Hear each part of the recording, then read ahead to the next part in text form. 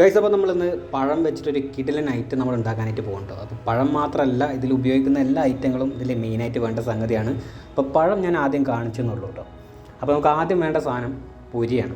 ഇപ്പോൾ പൂരങ്ങളും കാര്യങ്ങളൊക്കെ ആയതുകൊണ്ട് തന്നെ പൊരി ഇഷ്ടംപോലെ നമുക്ക് കിട്ടും. ഇനി പൊരി ഇല്ലാത്ത സമയത്ത് നമുക്ക് വേണമെങ്കിൽ അവിലും നമുക്ക് യൂസ് ചെയ്യാം കേട്ടോ. പിന്നെ വേണ്ടത് പഴമാണ്. അപ്പോൾ പഴം നേന്ത്രപ്പഴം കിട്ടിയില്ലെങ്കിൽ ചെറുപഴം ഉപയോഗിക്കാം, മറ്റേത് പഴം വേണമെങ്കിലും ഉപയോഗിക്കാം. പിന്നെ നമുക്ക് വേണ്ടത് പൊട്ടുകടലയാണ്. അപ്പോൾ പൊട്ടുകടല ഇല്ലാന്നുണ്ടെങ്കിൽ നമുക്ക് നിലക്കടല വേണമെങ്കിൽ നമുക്ക് യൂസ് ചെയ്യാം. പിന്നെ നമുക്ക് വേണ്ടത് പഞ്ചസാരയാണ്. പഞ്ചസാര ഇല്ല എന്ന് പറഞ്ഞിട്ട് നമുക്ക് ഉപ്പ് യൂസ് ചെയ്യാൻ പറ്റില്ല കേട്ടോ. ഇനി ഇതിൻ്റെ മിക്സിംഗ് ആണ്. അപ്പോൾ നമ്മൾ ആദ്യം ഒരു ബൗൾ എടുത്തിട്ടുണ്ട്. അതിലേക്ക് നമ്മൾ ആദ്യം പൊരി നമ്മൾ ഇട്ടിട്ടുണ്ട് കേട്ടോ. പൊരിക്ക് ശേഷം നമ്മൾ പഴം അതിലേക്ക് നമ്മൾ കട്ട് ചെയ്ത സാധനം നമുക്ക് ചേർത്ത് കൊടുത്തിട്ടുണ്ട്. അതിന് ശേഷം വേണ്ടത് പൊട്ടുകടലയാണ്. പൊട്ടുകടല നമ്മൾ അതിലിട്ട് കൊടുത്തിട്ടുണ്ട് കേട്ടോ. അതിന് ശേഷം നന്നായിട്ടൊന്ന് മിക്സ് ചെയ്യുക. ഒന്നിങ്ങനെ ഷേക്ക് ചെയ്ത് കൊടുത്തു കഴിഞ്ഞാൽ നന്നായിട്ട് മിക്സ് ആവും.